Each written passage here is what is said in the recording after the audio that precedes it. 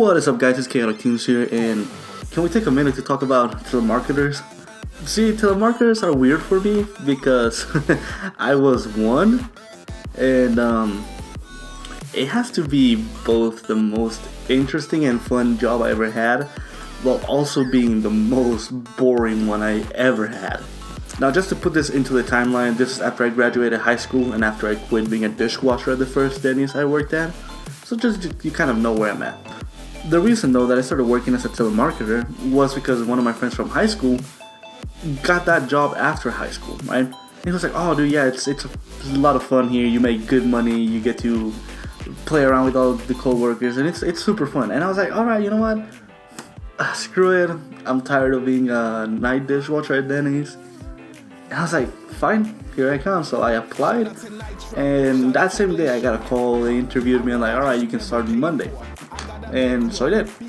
Obviously, they didn't throw me into the sales floor after 2 weeks of training. You know, I had to learn the scripts and all the right words to use to, persuade the person to buy the services.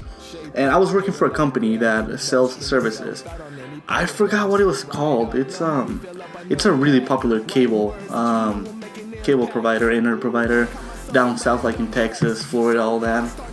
Around back from doing my research, it was Time Warner Cable. That's who I was selling internet for. And I didn't know anything about this because where I live in Colorado, we pretty much, it's Comcast. Everybody uses Comcast. A lot of people complain about Comcast, but so far they haven't really let me down. Pretty consistent service in my opinion. Getting back to the point though, it was definitely interesting because you learn about all these like little words that help you make sales, right? So since we were selling to the south, they recommended have a southern accent, right? So when you were speaking to a girl that sounded older, you would be like "ma'am," which is pretty straightforward. Or when you were speaking to a younger one, you'd be like "Mrs." or "Miss," right? You have to always say "y'all," so you would sound like you were down there. They also told us to make our most southern accent as possible, right? And I never got it down because, as you can probably hear, I have a very thick Mexican accent, which should be normal for me, right? But for the longest time while I was working, I wanted to do an Indian accent, but I knew if I did that, I would get fired on the spot. Because I had the recordings and they would drop in and drop out to listen to your calls, so I never got to do that. Now, there was two types of calling, right? There was inbound and outbound. Inbound, people would call you because they got a message, they got a letter, whatever. You would answer it. You would attempt to sell them the service, and if you did sell them service, you got a bonus in your check, and you got some points that you could get an even bigger bonus on your check, etc., etc. And there was outgoing calls, which is where the computer would automatically dial numbers, and you would have to call some random person that you had very little information of and attempt to sell them the service, right? And I was okay at it. I wasn't like making like sales every day. I mean, I was making sales every day, but like there was other people that would be making like 20, 25 sales a day, and I was over here like more normal numbers, like 10, 15 tops. And I did make good money. I'm not gonna lie, I did make good money, but it was so boring because a lot of the things that would happen would be you would call them and you would give them your name. So I would be like, "Hi, I'm Tunes. I'm calling on behalf of Time Warner Cable. How you doing today?" And more often than not, you would hear where they just hung up their phone, right? Because we also, for some reason, called landlines. I don't know why. Very rarely did I actually get a cell phone. So yeah, rejection was very, very, very normal when it came to this. And obviously, because we all do it, I get a phone call from a telemarketer, I listen to them, and if it's not something I want, I just immediately hang up. Not trying to be rude or anything, but I'm not trying to waste their time either, right? I've been there, done that, I know what it's like. If it was me, I would much rather them hang up on me than them leading me on and wasting my time. Because I'm wasting my time, they're wasting their time, and nobody wins in this situation, in my opinion. The first time I almost made a sale, first time I was actually on the floor, it was the most frustrating thing ever. Because I called this dude, right? and I get him hooked. And he's like, and I was like, oh, and you know what? Because you're gonna sign up with us for the first time, and yada yada yada. The whole script that they gave us. I was like, you can either get a free 1 year subscription to HBO or a free subscription for 1 year for a DVR, right? You had to choose one or the other. Simple, right? It was obvious.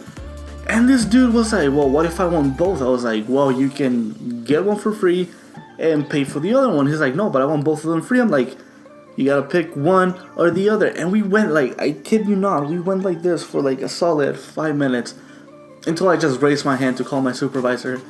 And I was like, oh, you know what, sir, I'll just transfer you to my supervisor. He can give you better information. So I just handed this to my supervisor, because at this point it was lunchtime and I was already like 10 minutes into my lunch and I only had like 25 minutes left, and I wanted to go eat, dude. Right? I was hungry. I'm a big boy. I gotta eat. My biggest target had to be old ladies. I don't know why, but I've always been very successful with old ladies. When I was a waiter, I always got really good tips from old ladies. And when I was a telemarketer, most of my sales, I want to say like 80% of my sales, would come from old ladies. I don't know why. It's just the way it worked, and I was not complaining because they were giving me money. Sure, I'll tell them whatever the hell I want to hear. Until until an old lady started trying to push her luck a little more. Obviously, I couldn't give out my personal information besides my name. And this lady wanted to know where I was from. Like, I was trying to keep it on track with, I'm trying to sell you this service.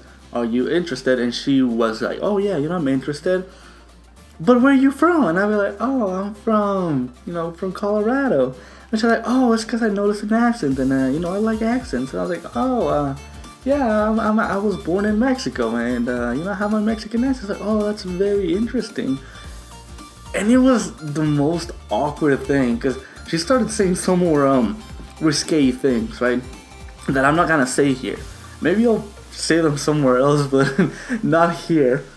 And at that point, I was just we couldn't hang up on customers, and I didn't know what to do.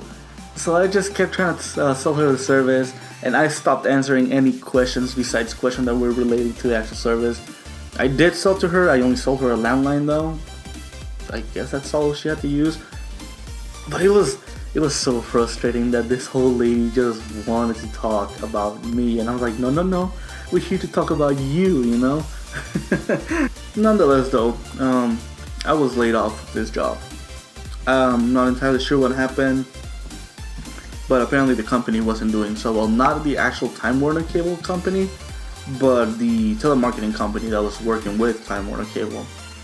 And I don't know, I just got laid off. And I didn't really care, because I was just a kid at high school. I wasn't really paying any bills. I wasn't paying rent. I was pretty much only paying my phone bill. So being without a job wasn't a huge deal for me. Also, you might have noticed, I'm trying a new technique with the hair. I'm trying to work on like new ways to draw so that I can improve myself. So if you like the new look for hairs, please let me know. That would be cool. But I've rambled long enough. I appreciate you guys sticking around. And until next time, don't do drugs because they're bad for you.